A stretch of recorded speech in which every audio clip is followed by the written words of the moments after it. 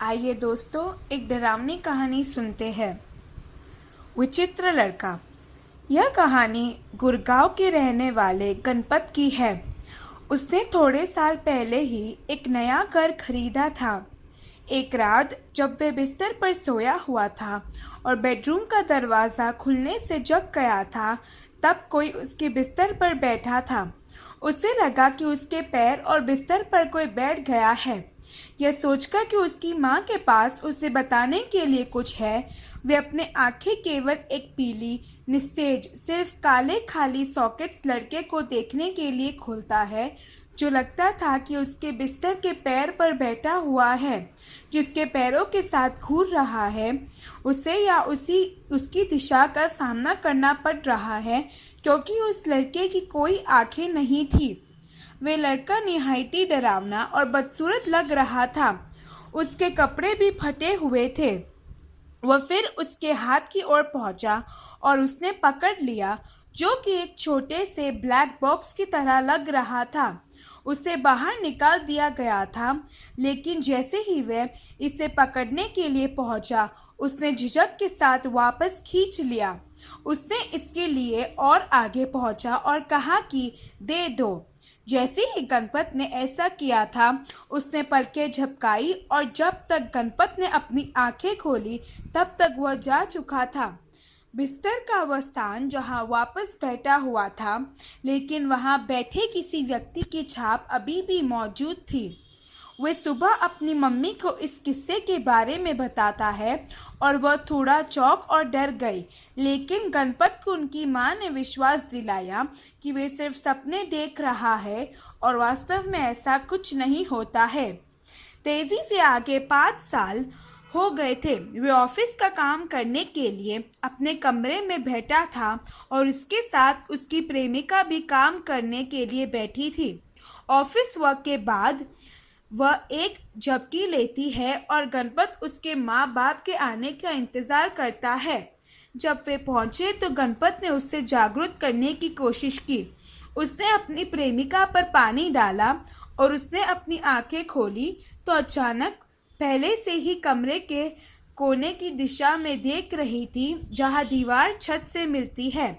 अपनी उंगली उठाकर इशारा किया और जितनी तेजी से वह जागी थी, वह फिर से सो गई।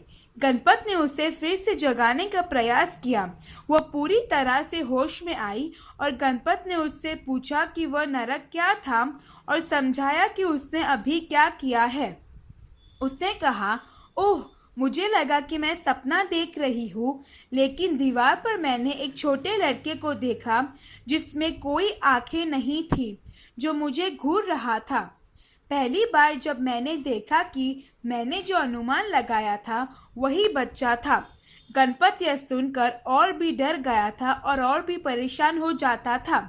उससे यह लगा था कि पहले जो घटना हुई वो सिर्फ उसका भ्रम थी, परंतु जब यह घटना उसके प्रेमिका के साथ भी हुई तो वे और भी घबरा गया था।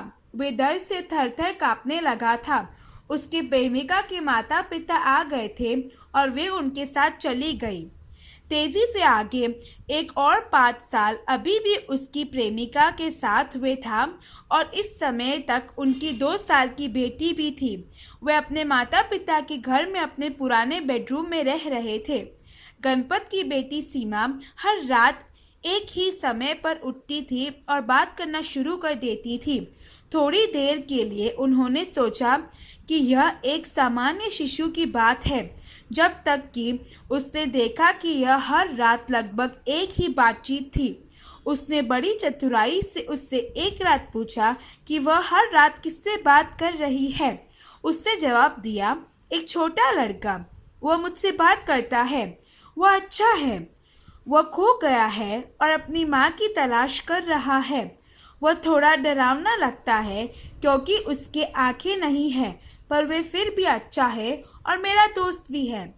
गणपत ने अपनी माँ से कहा कि उस रात क्या हुआ और इससे पहले कि वे उसे बताए कि गणपत ने क्या सोचा था, माँ ने कहा, मुझे याद है कि जब आपके साथ वह घटना हुई थी, फिर आपकी प्रेमिका के साथ भी ऐसा हुआ था। मुझे नहीं पता कि वह क्या है। तब तक न तो गणपत की प्रेमिका या गणपत ने अपनी पहली मुठभेड़ के बाद छोटे लड़के को देखा है, लेकिन उसकी बेटी ने अपनी रात की बातचीत तब तक जारी रखी जब तक हमें उस साल बाद एक नया घर नहीं मिला। गणपत, उसकी प्रेमिका, बेटी और माँ सब नए घर में रहने लगे और कभी भी वापस किसी ने उस लड़के को नहीं देखा। घर के पहले मालिक को भी इस लड़के के बारे में कुछ नहीं पता था। कोई यह भी नहीं जानता है कि वह लड़का जिंदा है या सच में एक सपने की तरह है। तो दोस्तों, इस कहानी से हम यह सीखते हैं कि अगर हमारे साथ कोई विचित्र घटना घट जाए तो हमें उस घटना को नज़रअंदाज नहीं करना चाहिए और हमेशा उस घटना के तह तक पहुंचना चाहिए।